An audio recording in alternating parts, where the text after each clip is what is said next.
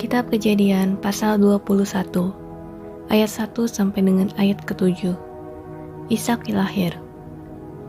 Tuhan memperhatikan Sarah seperti yang difirmankannya, dan Tuhan melakukan kepada Sarah seperti yang dijanjikannya.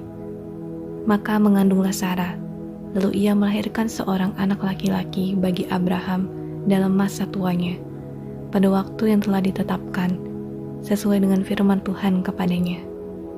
Abraham menamai anak yang baru lahir itu Ishak, yang dilahirkan Sarah baginya.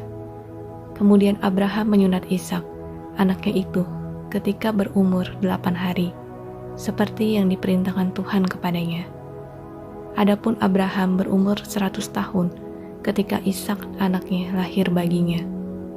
Berkatalah Sarah, Tuhan telah membuat aku tertawa. Setiap orang yang mendengarnya akan tertawa karena aku.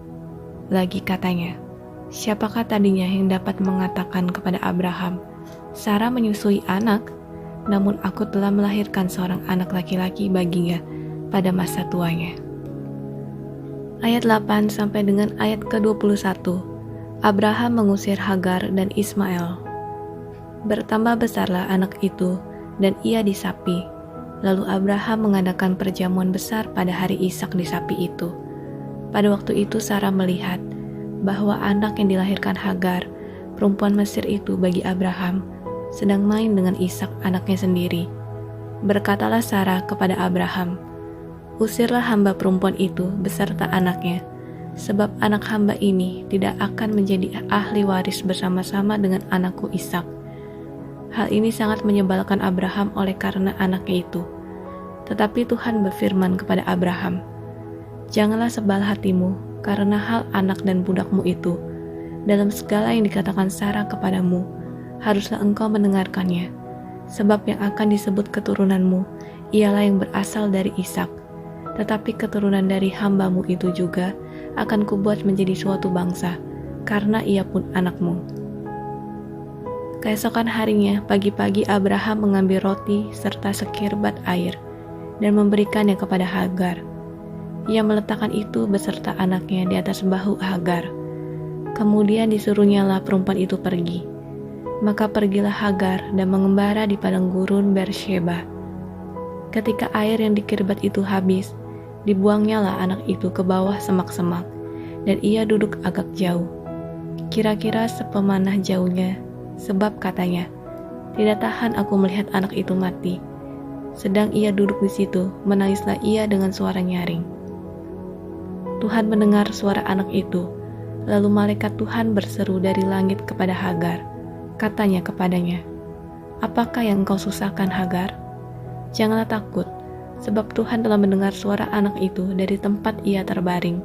Bangunlah, angkatlah anak itu, dan bimbinglah dia, sebab aku akan membuat dia menjadi bangsa yang besar.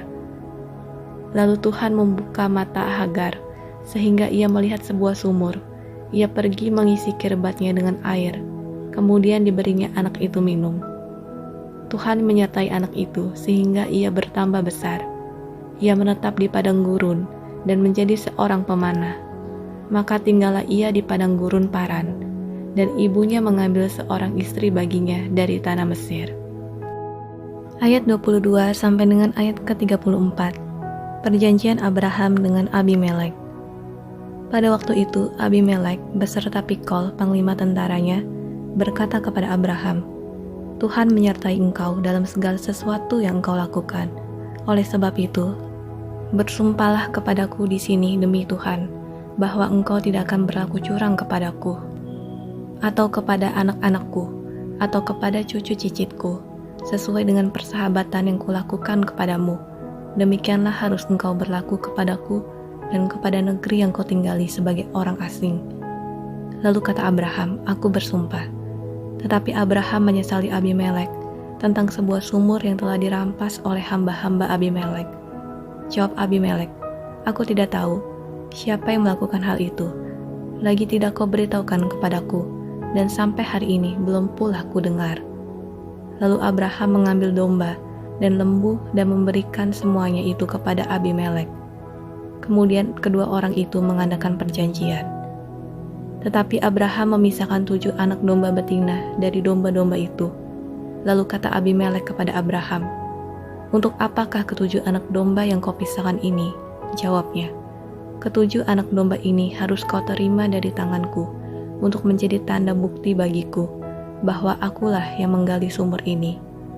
Sebab itu orang menyebutkan tempat itu Bersheba, karena kedua orang itu telah bersumpah di sana. Setelah mereka mengadakan perjanjian di Bersheba, pulanglah Abimelek beserta Pikol, panglima tentaranya, ke negeri orang Filistin. Lalu Abraham menanam sebatang pohon tamariska di Bersheba dan memanggil di sana nama Tuhan, Tuhan yang kekal, dan masih lama Abraham tinggal sebagai orang asing di negeri orang Filistin.